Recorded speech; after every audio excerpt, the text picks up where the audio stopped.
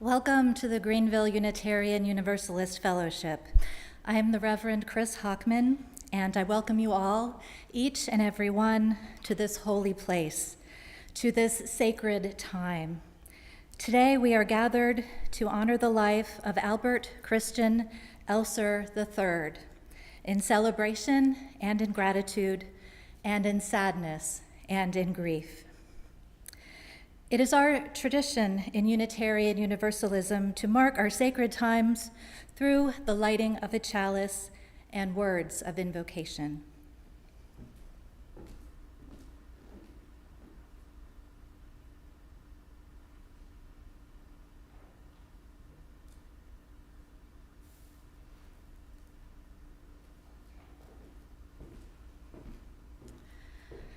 I will share words from Patricia Sheldon. In this hour of holy stillness, we gather to honor the life and the person we love. In this hour of holy stillness, we remind ourselves that the flames of life and love are never fully extinguished. In this hour of holy stillness, we offer ourselves for sharing the weight of each other's grief. In this hour of holy stillness, we offer the strength of our love to help others survive their pain and grief. In this hour of holy stillness, we call forth from each of us the power we offer out of life, out of loss, and out of love. Now I will light our memorial candle, which represents the light Christian brought to this fellowship and to the lives of so many.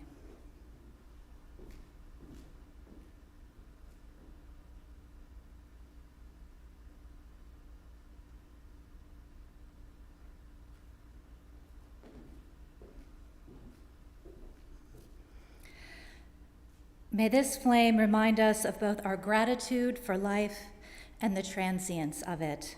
May we all live the rest of our days knowing life's preciousness. In this time together, may we remember Christian. May we find strength in our faith and in each other. And may we be reverent witnesses to the life that he led.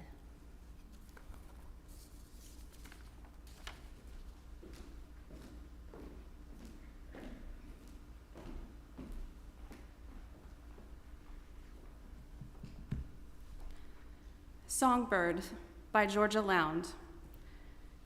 Every songbird has its own unique song, and yours is my favorite.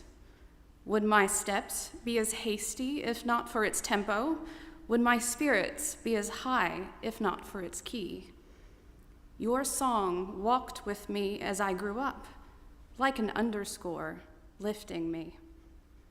And I have always listened, and I always will.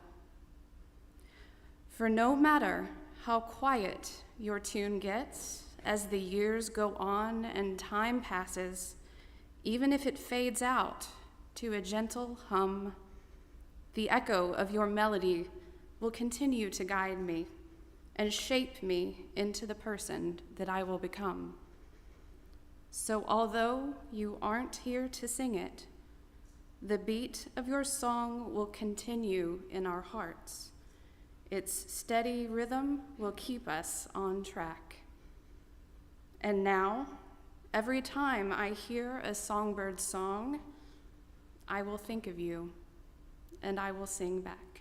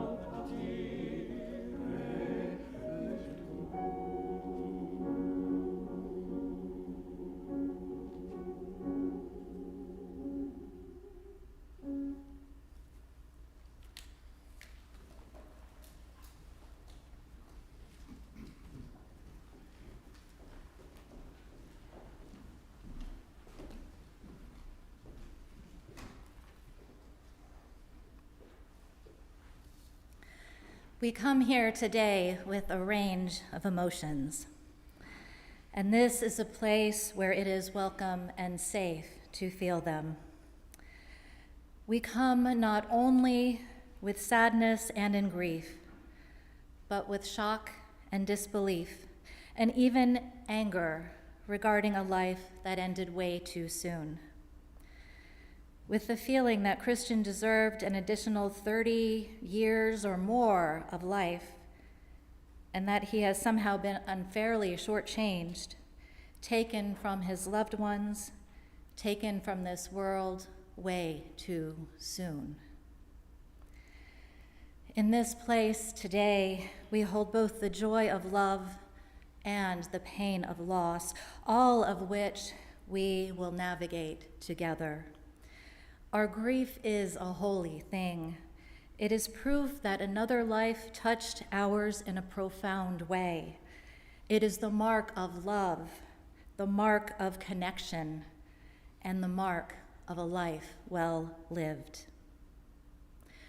Grief is not only about sadness, but it is also about yearning, that sense of heartache, what we might call pangs of grief. There is so much desire to have our loved one back. It takes time to accept the reality of loss. We continue to look for them in the places where they once were.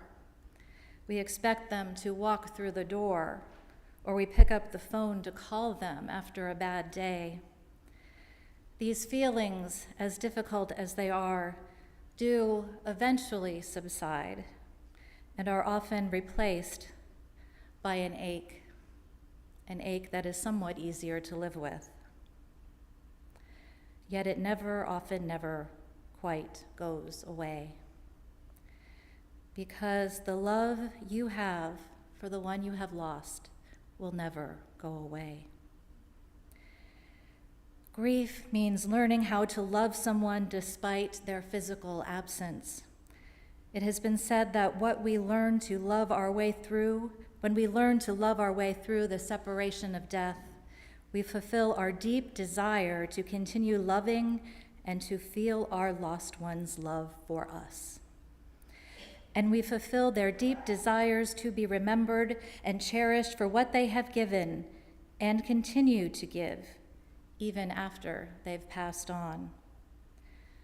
Despite the heartbreak, may we know that our love for Christian and the love he gave and continues to give through his legacy is never-ending and immortal.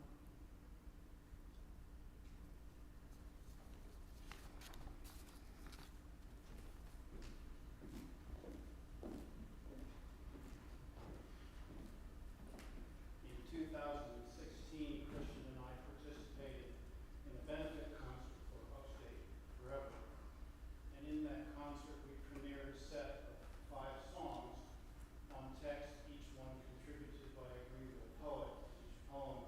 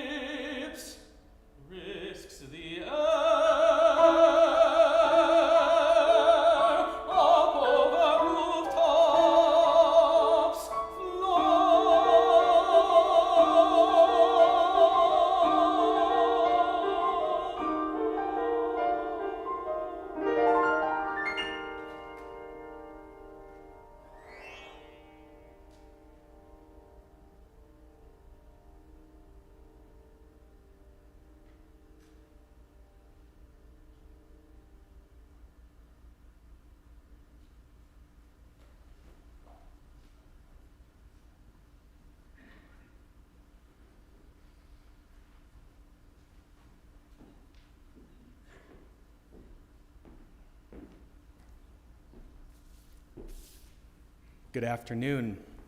For those of you that do not know me, I am John Elser. I am Christian's younger brother. I want to welcome you all and thank you for those who have traveled so far today to be here to celebrate the life of Christian Elser. You know, at first I was a little overwhelmed with the concept of writing on a note card or a piece of paper a summary of Christian's life. It seemed an impossible task. So I'm going to share with you a glimpse of Christian's life. Some of it might be humorous, growing up through my eyes, the impact he had, and how we can continue to honor his life. Now, at the beginning, when we were very young, as I think most siblings are that are 4 years apart, as my daughters are 4 years apart, we weren't the closest of friends. I always looked up to my big brother, always wanted to be around my big brother.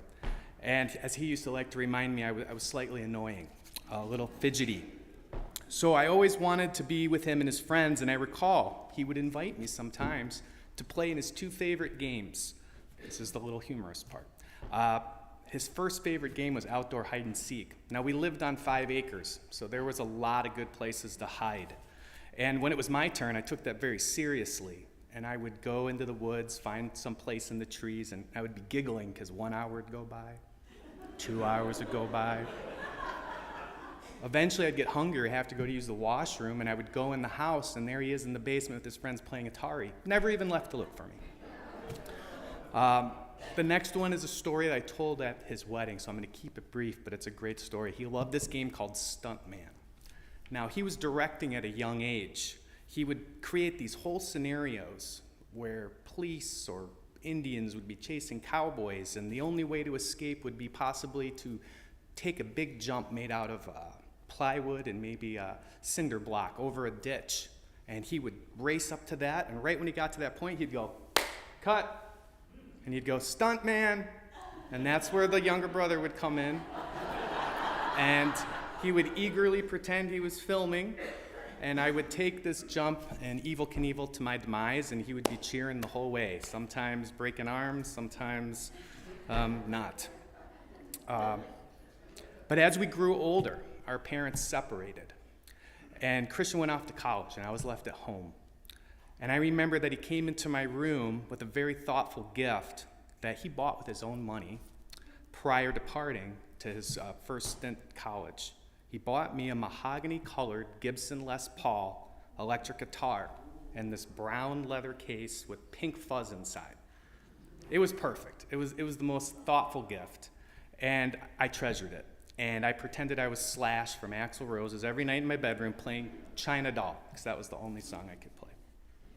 He stayed in touch with me while I was in high school alone, checking in. He even visited me when I was in boarding school out in Santa Barbara, California, and in Minnesota. He was always supportive. He never judged me. He was perfect.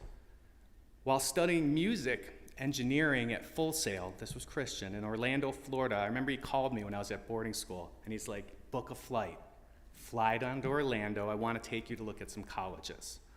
So I flew down to Orlando, and he took me out with some of his new friends from Full Sail that knew the area, and he took me to this gorgeous, really kind of country club-like college, Rollins in Orlando, Florida, which I did end up attending.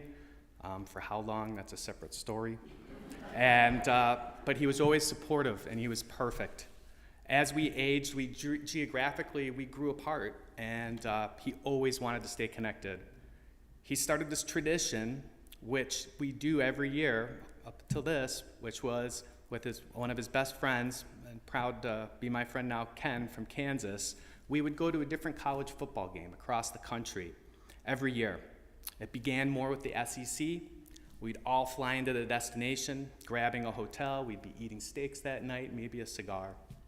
And the next morning, we would head early to the campus, and we would walk around the campus together, enjoying the alumni, the Greek life, how the students kind of celebrated in their university, and we would buy some garb to blend in. One year I didn't, again, different story, didn't work out well. And we would watch the game. And then that night, we would reminisce about the wonderful memories we just had, and we would select the next venue that we'd go to the next year. But now I'm going to try something a little different for the man center stage here. I thought it would be fun to try to measure and review Christian's life in musical increments rather than just these stories. So it's going to be a chronological order and history of the instruments and music that Christian played, blended with some stories. So let's begin. He began the piano. Our home always had a piano. As a matter of fact, we grew up playing the very grand piano that he has in his apartment or in his home. So if you ever were a visitor of his home and you saw that piano, that was the same piano that we began playing. Beginning in grade school, piano lessons began. I hated it, practicing, all that.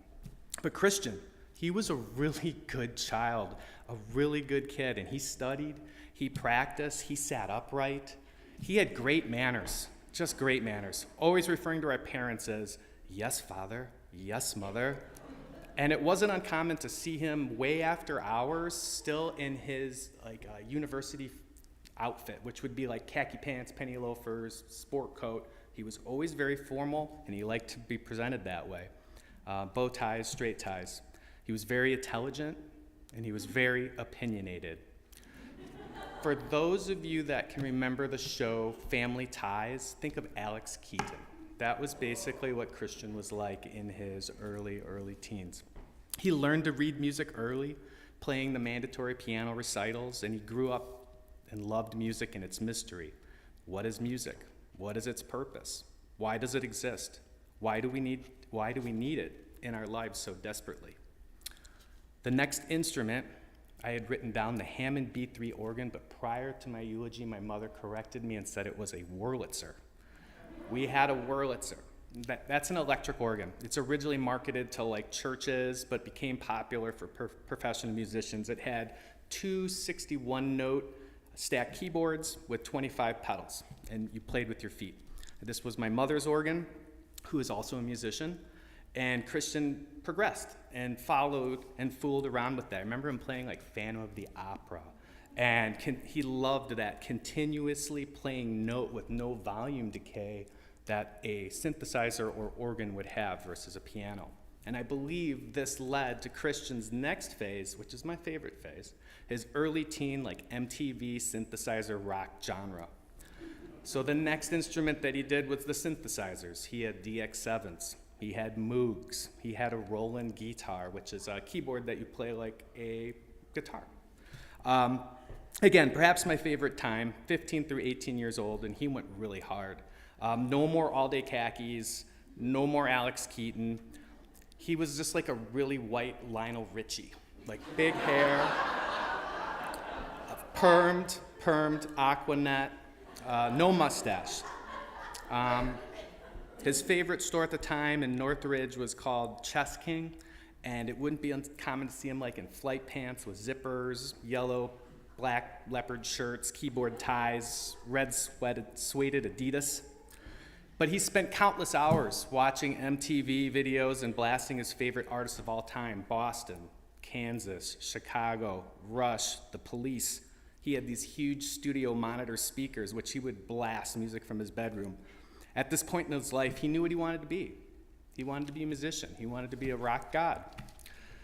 He created lifelong friendships in high schools with a special few that also had musical aspirations, especially a gentleman named Adam Sorowski, who was his drummer and his percussionist, and who is the oldest founding member of their high school rock band, Oasis, and a successful lifelong friend. There were no more sports in high school for Christian. He began and focused all of his attention towards music and the arts.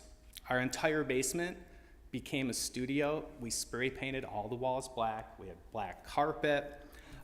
There were towers of synthesizers, microphones, drum kits, bass, electric guitars, and they honed their skills after school and on the weekends and all summer long. Our house vibrated constantly from downstairs, and we loved it. He was the soundtrack to my childhood, and his band was his second family. They hung out all the time, sometimes coming upstairs, what we used to call the darkness, to dine with us or to consume his favorite soda. But Christian was happy. He was surrounded by fellow musicians, and he had found his path. His band Oasis played battle bands, I remember in high school, and they even booked gigs. I remember one of the gigs he had is they were the band at the Miller Brewing Company in Milwaukee. For all of the tourists who would go through the brewery, they give you these free beer tokens so you could have a couple beers afterwards, and you'd go to the beer garden. Well, he was the band in the beer garden playing the likes of the Police and UB40, to name a few. He had his Oasis album, I remember, produced, and we had crates of these CDs with a nice album cover with a picture of him and Adam on the back. And I remember we had a couple of these boxes laying around for a couple years. And I remember one Halloween, I had teased him that I was going to bring him up and hand him out instead of candy. And he glared at me in a way that only a big brother could, that I knew I was within seconds of never being found again. The next instrument is his voice. Christian's musical voice began in our basement, singing covers of his favorite bands, writing his own music. He started joining high school theater, taking voice lessons. His journey continued into college at UW-Madison, Northwestern, University of Kansas, the Lyric Opera. He was touring Europe. Of course, he has Glow, where he was involved with many professional singers and musicians amongst you, his peers, and fellow musicians and actors. This part of the story, though, that's your story. A story that really only you can share with us. I wasn't there all the time. I have to admit, though, that I am envious and jealous of my brother Christian. And why I say that is he always knew his path. He always said he was going to go into music, to be a singer, to dedicate his life to the arts. And I just don't know many people who have that vision and drive and are lucky enough to follow their dream. Courage. Courage is a defining factor of any artist. The courage to bear your innermost feelings, to reveal your true voice, or to stand in front of an audience and lay it all out for the world to see. Christian exemplified courage up until his very last moment. The weeks prior to his end, I had the privilege to spend time with him.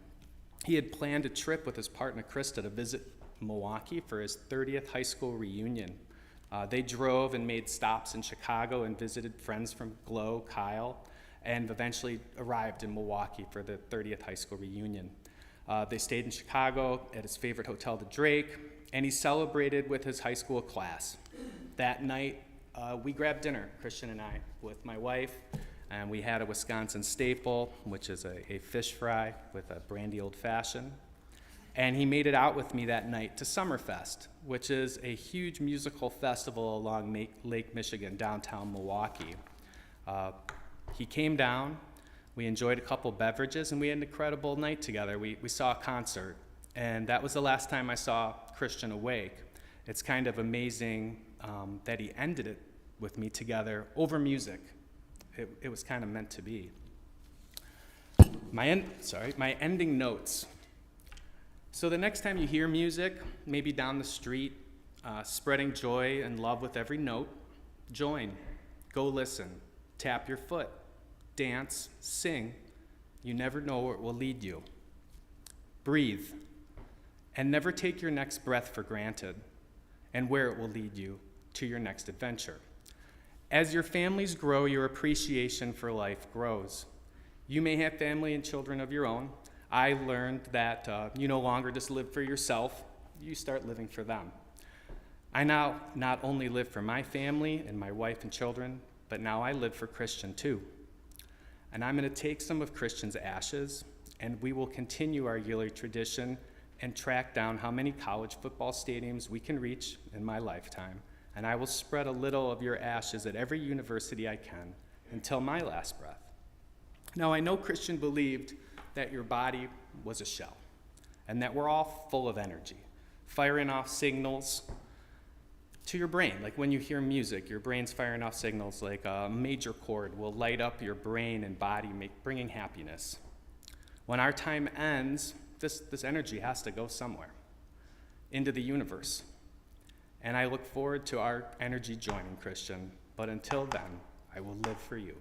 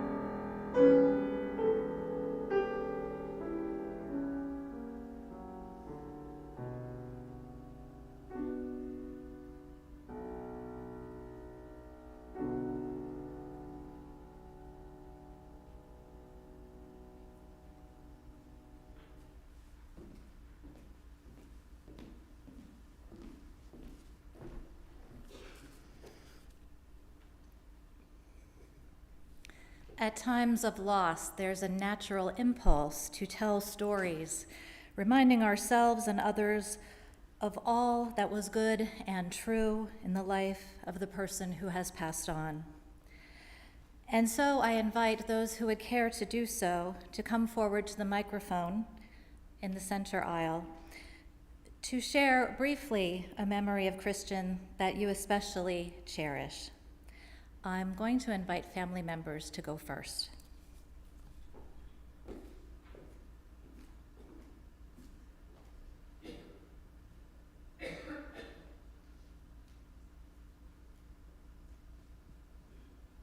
Just a couple of small instructions for the microphone. To be heard on a recording and live stream, you need to speak in the top of the microphone and have it very, very close, dangerously close to your face. And I can bring the mic, if it's hard for you to get up here, raise your hand and I can bring the microphone to you.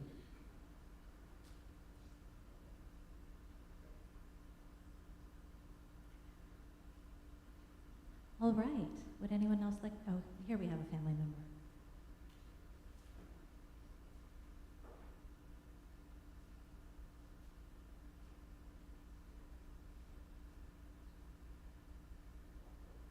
First of all, I'd like to confess that I'm not really a family member.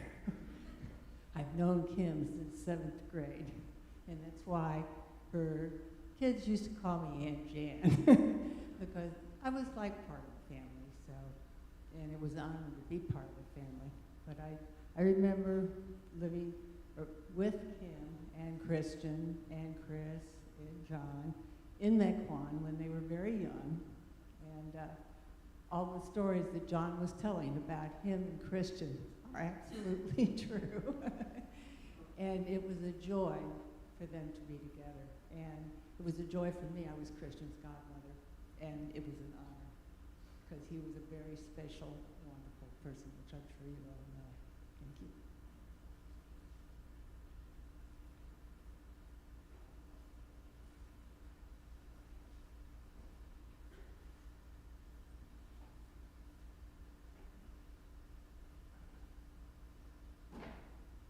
Virginia Flanagan, the Building and Grounds Committee here at Gould has decorated the campus to make you all feel welcome here.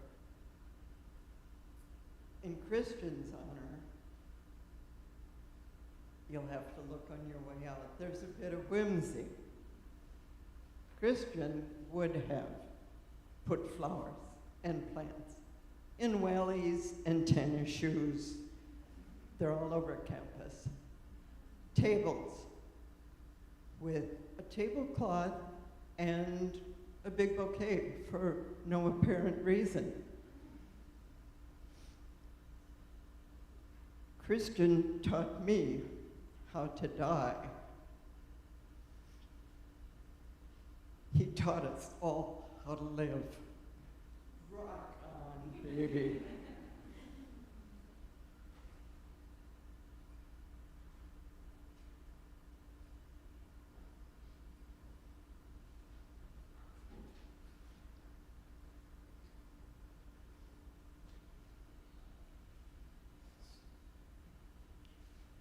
Afternoon. My name is Mike Bach, and I didn't call him Christian, I called him Chris, because that's what we all called him when we were little. I met him in kindergarten. We were wearing saddle shoes every day to school. That's how long ago that was. And I'm sure at some point he wanted me to call him Christian, but it just didn't take. I can't think of one thing to say about him. There's so much, but I just want to point out, I was reading all the memorials about him on the Presbyterian College website about what a fabulous teacher he was. And I always remember that about Chris. He said he was a fabulous teacher even when he wasn't his job to teach. I remember him once when we were in high school, he threw discus for a while in track and field, and he tried to teach an 80-pound freshman girl how to throw a discus. And he wouldn't give up, and he never thought that teaching anybody was a waste of time. I cannot sing, I cannot play an instrument. I hung around that Oasis band all the time, and I'm pretty sure it's why I'm completely deaf in my right ear now. And sometimes I'd ask him to teach me to do something. And I was terrible at it with music. When I sing, dogs start barking. But he was the most patient, kind man. And over time, his life got richer and fuller, and my life got weirder and crazier. But we did meet for our 35th reunion. And John and him were good enough to invite us out that night, invite me out that night to have dinner with them. And we had talked on the phone right before I came up there, and we hadn't probably talked in 5 or 10 years. And we picked up like not a day had passed. I will miss him so much.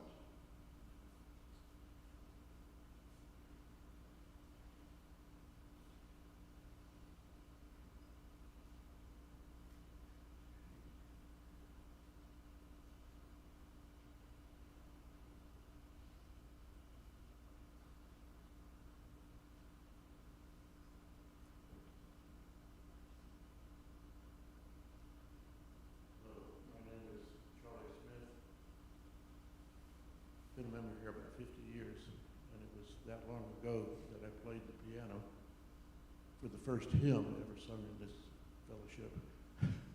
So I feel like I have an ownership and part of the music program here. When Christian first came to the fellowship as a choir director, I was somewhat taken aback.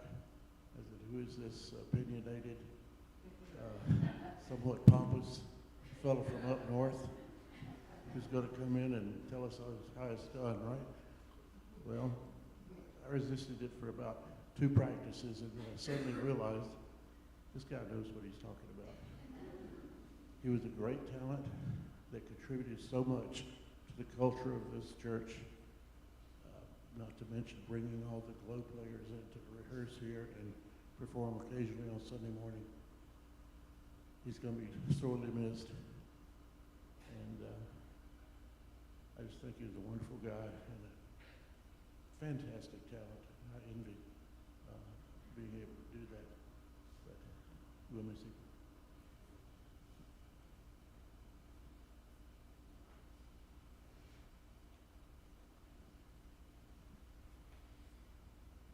I am Steve Compton. I was in 17 Glow productions as a performer.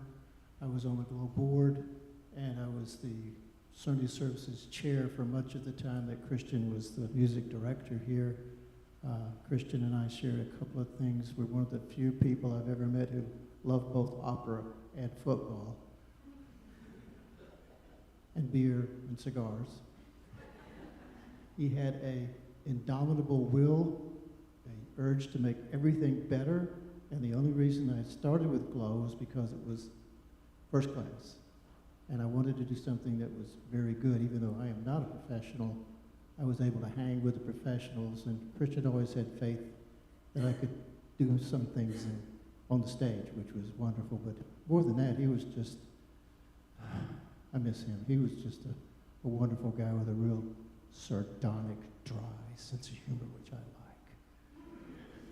like. And he was just it's amazing that he's not here. I just cannot believe it. But that's the way it goes, and I'll remember him forever, and I'm so glad to see so many of my Glow friends here today.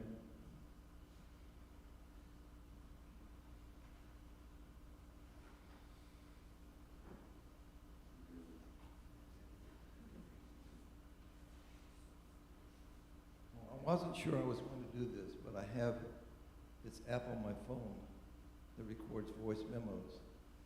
And one of them is Christian Reads Italian.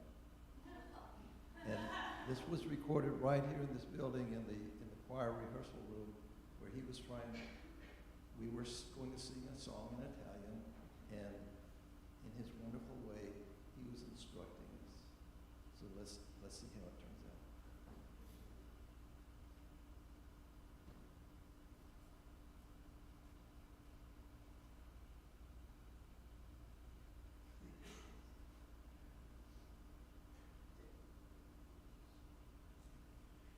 Vittoria, Vittoria, Vittoria, Vittoria, mio cuore, non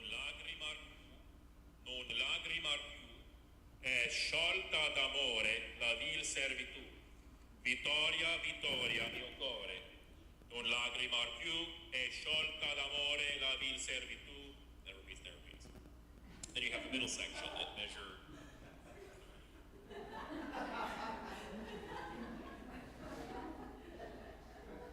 We were only about halfway through that recording.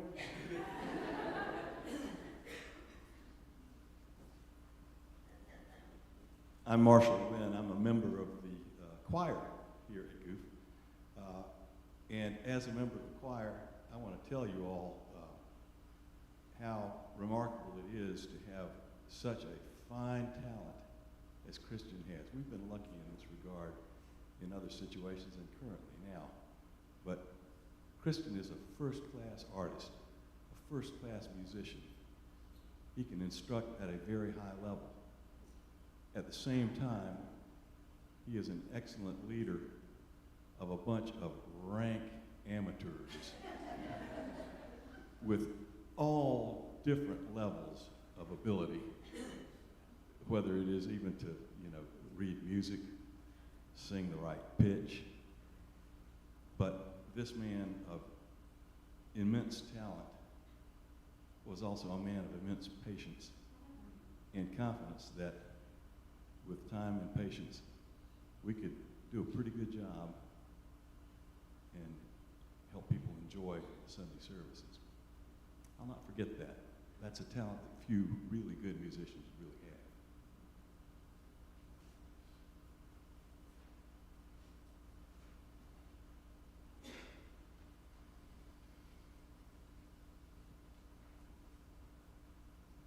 My name is Gene Conroy. I'm the president of the Globe Board. So on behalf of the board and all of us, we share your grief and your sorrow, and we have our condolences and our thoughts.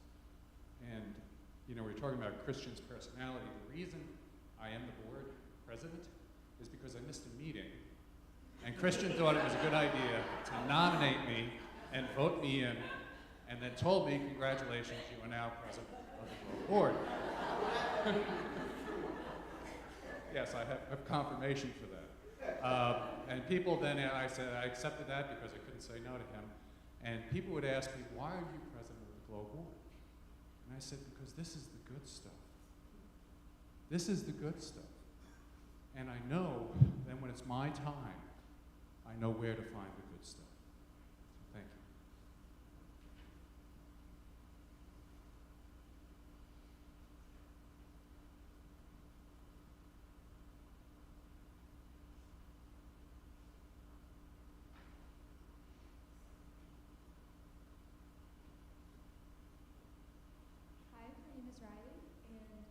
I was a student of his at PC, part of the choir, and I just want to say how much of a pleasure it was to work with him. He was very professional. He was a great director, and we just won't have anyone like him at PC. It was just I would take his lessons with me through every group, every performance. It was just really nice to work with him. He was great.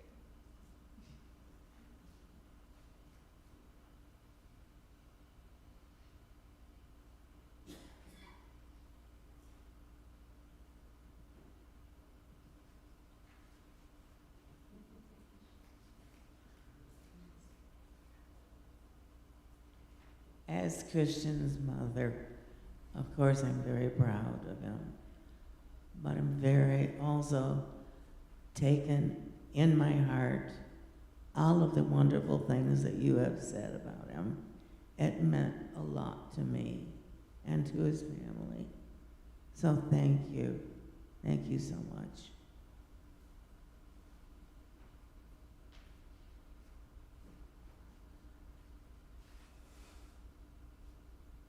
I'm Laura, and I too was a student of Christian's, Dr. Elser, it's the only way I can say it, at PC. I met him 14 years ago, which is crazy. He was my voice coach for all 4 years, and to say he changed my life would be an understatement. About, I would say maybe second semester sophomore year, right before my sophomore review, I'm freaking out. I can't do this. Like, oh my gosh, having like a panic attack in his voice studio. And I'd done these runs before and like in his voice lessons, and he knew I could do it, but I didn't know I could do it. He threw a sticky note pad at me. It missed, thankfully, it hit the stand. And he said, pick that up and write, "I got this," all like big letters on the sticky note, and stick it wherever you can see it in your practice room. And whenever you have doubts, look at that note. And it got me through all the rest of the years at PC, and I still have that sticky note. And anytime I step forward into my career having imposter syndrome, I get that sticky note out and I remind myself, I got this. And it's the Christian's unwavering confidence in all of his students, in all of his productions, in all of his family and friends, that it just rings true every single time I look at that sticky note.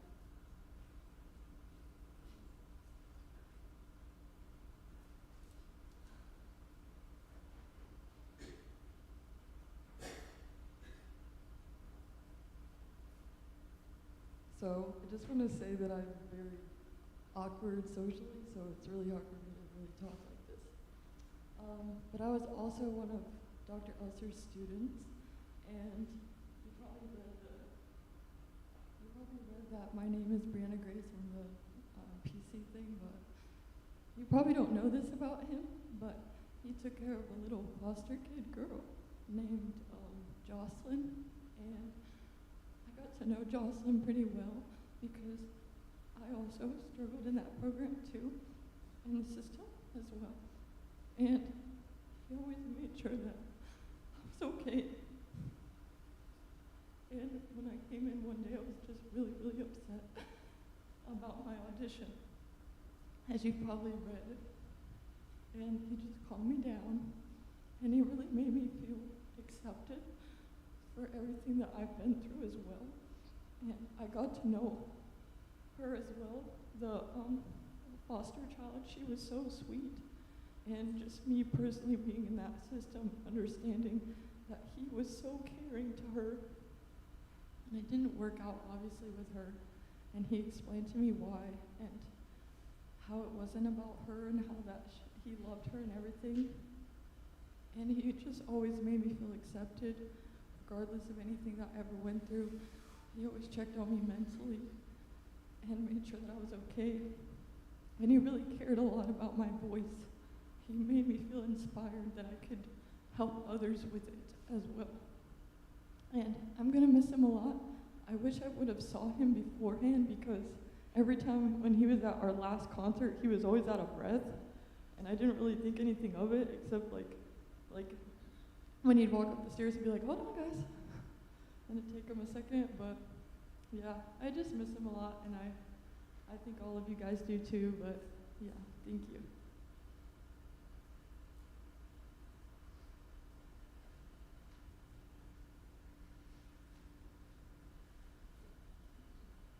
My name is Myra Ruiz, and I didn't know Christian personally, but I knew him through my work. I met him when I started anchoring a weekend morning show. My news director had tasked me with making it less boring, so that I took that as an invitation to look for anything that I found worthwhile in the community that didn't get enough airtime during the regular week.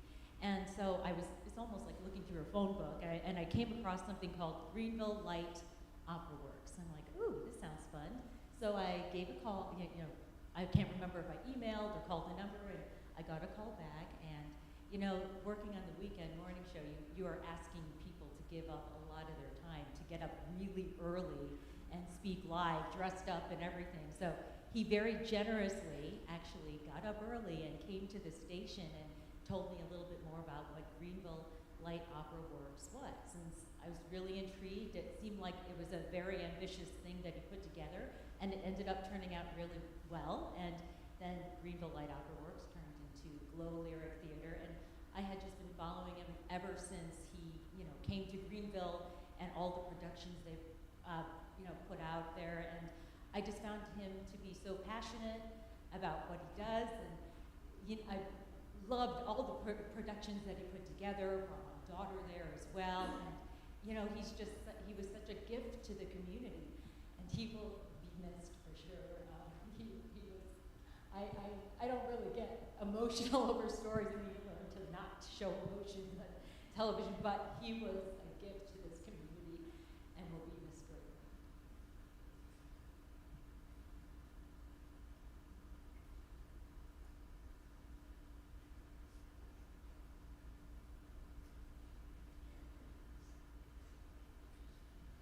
just want to say I'm a musician.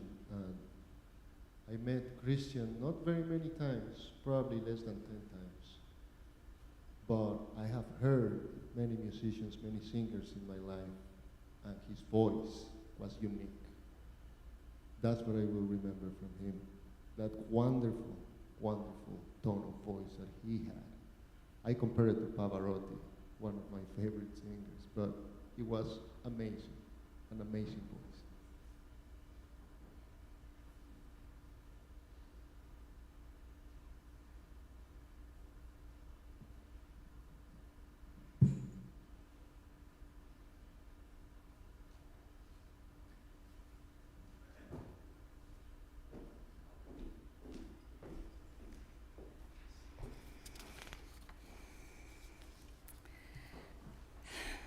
Thank you so much for all you've shared. With tears and laughter, we have dipped into the deep well of love and memory. May these memories shared, as well as those unspoken today but held in our hearts, nourish you and hold you this day and always.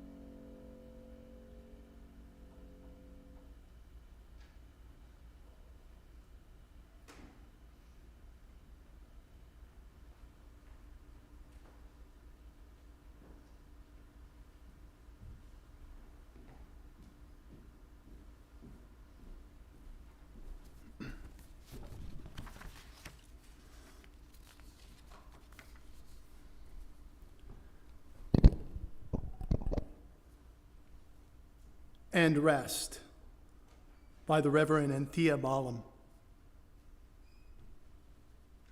There is a moment in musical rehearsal when all the players, the choir, the woodwind and brass, the strings and percussion, the entire orchestra stops, and there is peace. The conductor says 2 words, and rest. Voices cease to sing. The woodwind put down the oboes and clarinets. The brass laid down trumpets and trombones. Others do the same because the music is over. There is no audience. There is no applause. In that moment, quietness reigns. Yet, the quiet that follows remains harmonious. There is a certain silence, a space for reflection and repose. The music is remembered, and so we contemplate the highs and the lows. The passages of the melody, sometimes we feel sad because the chords have drifted away, finished, completed. Some will feel loss, others experience relief, and others deep sadness. Together, we share that moment of closure when the conductor says, and rest.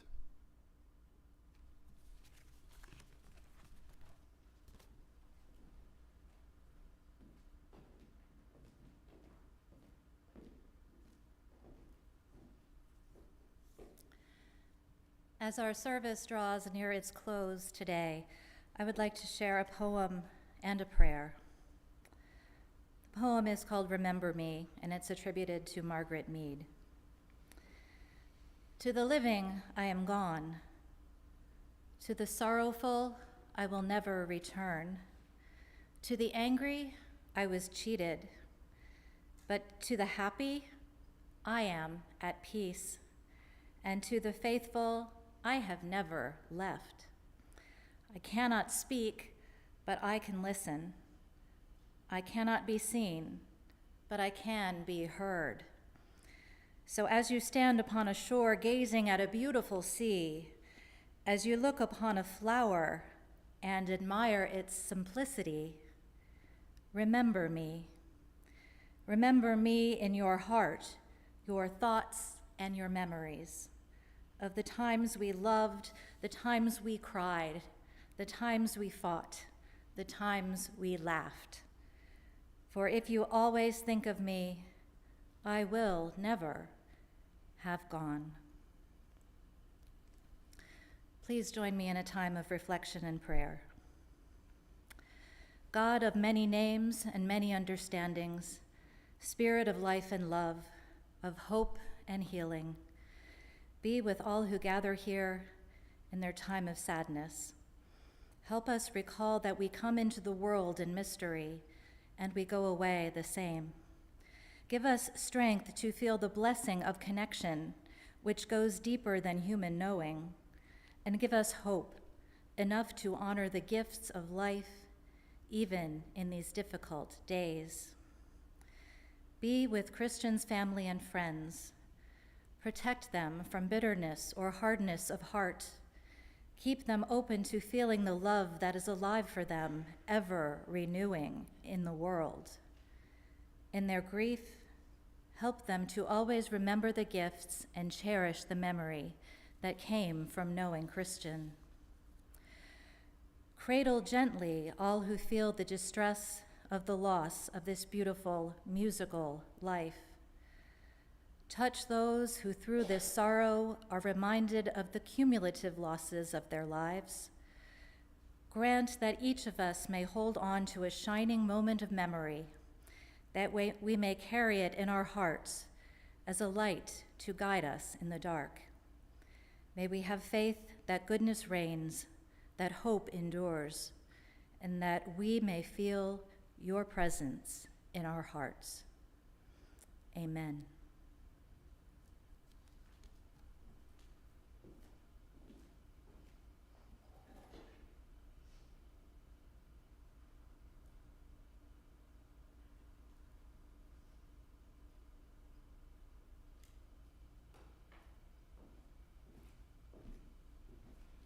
I'm going to let Christian's candle burn some time longer.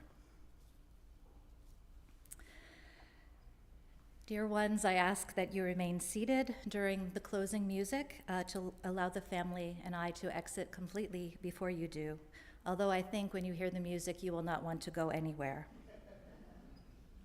Beloveds, go in peace, go in gratitude for Christian's beautiful life, and for a love that cannot be extinguished, a love that will live within us and among us for all our days to come. Amen. Blessed be.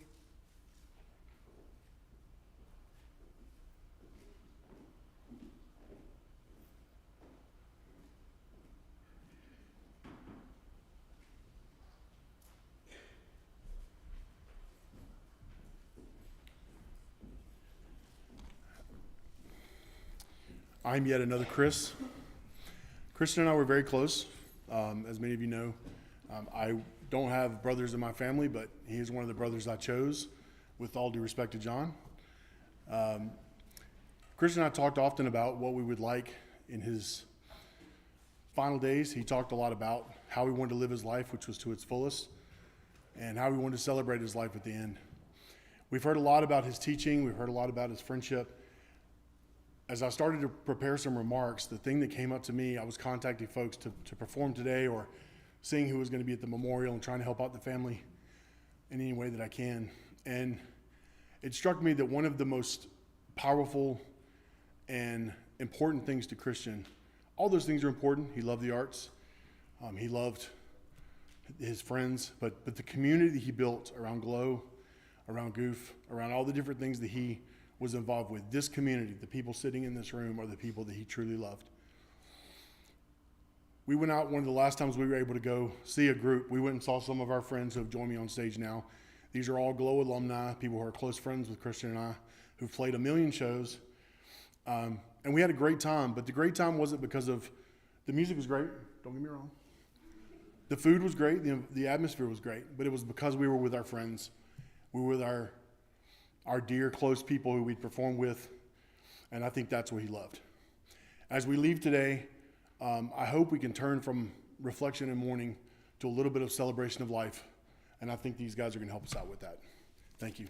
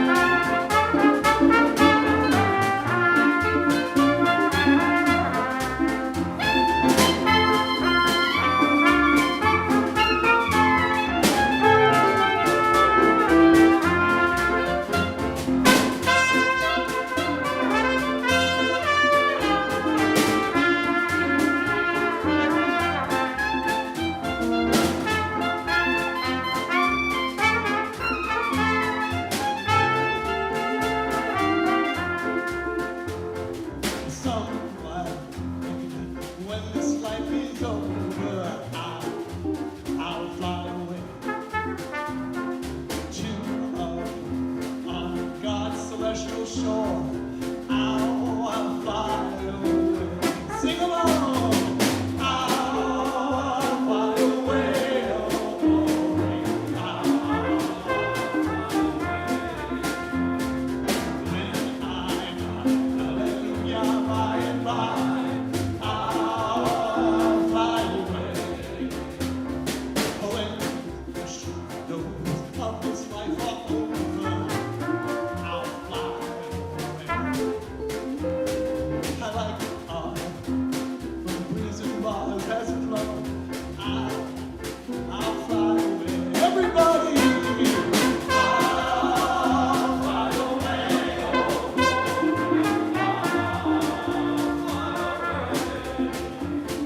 glory, I'll fly away. Just a more weary day and then I'll fly away to where joy shall never end. I'll fly away. Here we go. I'll fly away. Oh, glory. I'll fly away. And hallelujah by and by, I'll fly away.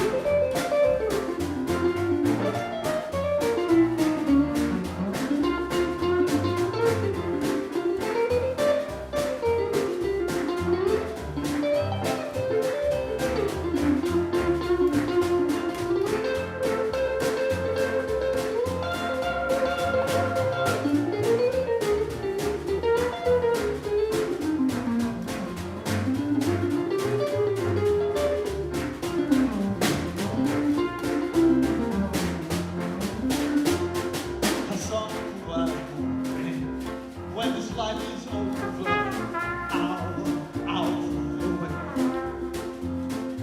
to on God's celestial shore.